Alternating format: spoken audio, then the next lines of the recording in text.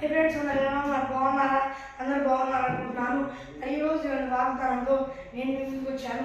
ఈరోజు దేవుని వాగ్దానము కీర్తన గ్రంథము 131వ అధ్యాయము 19వ వచనము.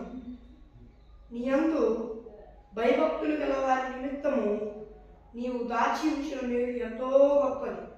నరుల ఎదుట నిన్ను ఆశ్రయించు వారి నిమిత్తము నీవు సిద్ధపరిచిన మేలు ఎంతో గొప్పది. ఆమేన్. మరి ఫ్రెండ్స్, ఈరోజు దేవుని వాగ్దానం ద్వారా దేవుడు ఏం సెలవిస్తున్నాడు అంటే, నీవు నా యందు భయభక్తులు కలిగి ఉన్నావు, నీవు నా యందు నన్ను ఆశ్రయించావు, నన్ను ఆశ్రయించావు ధైర్యంగా. ఎవరెవరో వస్తున్నారని ఇది అది నాకు నన్ను దూషించక తిరస్కరించక నాకు ఇష్టానుసారంగా బ్రతికావు గనుక శాశ్వతమైన కృపతో నేను కొరకు చూపించాను.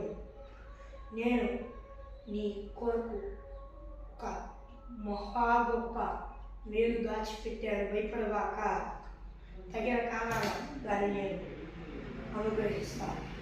నేను నీకు ఎంతో బహు కృప అనుగ్రహించాను. నేను ఎంతో గొప్ప మేలు సిద్ధపరిచాను. నేను నీకు తోడుగా ఉన్నాను. భయపడవాక, నీ పాటలన్నిటిలో నేను నీకు తోడుగా ఉంటాను అని దేవుడు వాగ్దానం చేస్తున్నాడు.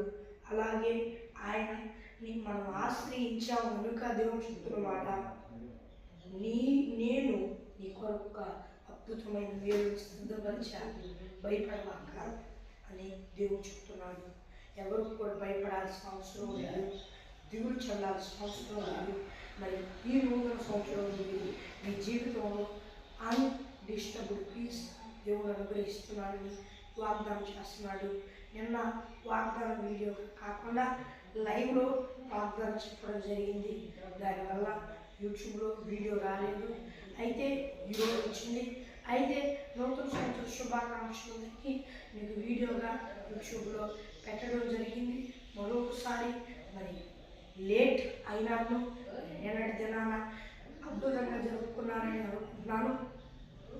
అయినా శుభాకాంక్షలు వినకుంటే అందరికీ నా లేట్గా చెప్తున్నాను.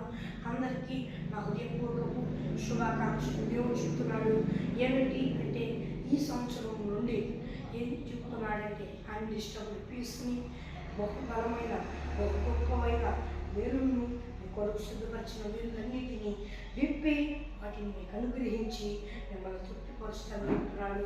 మరి ఫ్రెండ్స్, ఈరోజు దేవుని వాగ్దానం మరి చిన్న ప్రారంభం చేసుకున్నాం. ఆయన వాగ్దానం స్పష్టంగా నిబిడమైన మాతో మాట్లాడినందుకు వేలాది కోట్ల స్తోత్రాలు చెల్లిస్తూ ఉన్నాను దేవా. ఆయన ఈ బిడ్డలందరూ ఈ భూలోకంలో ఉన్న వారందరూ దేవా, నాయన నేను నమ్ముకొని మార్గం శుభచారం పొందుకొని బాప్తీసం తీసుకొని రక్షణ మీ ఆత్మ అభిషేకం పొందినందుకు సహాయం చేయాలి. దాన్ని పొందుకొని కూడా మరలా దారి తప్పితే మరలా మార్గం శుభచారం పొందుకొని రక్షణ పొందుకొని ఈ ఆత్మను పొందుకొని ఈ ఆత్మ అభిషేకం పొందుకొని సహాయం చేయాలి. యేసు నామములో అడుగుచున్నాను పరలోకమందున నా తండ్రి.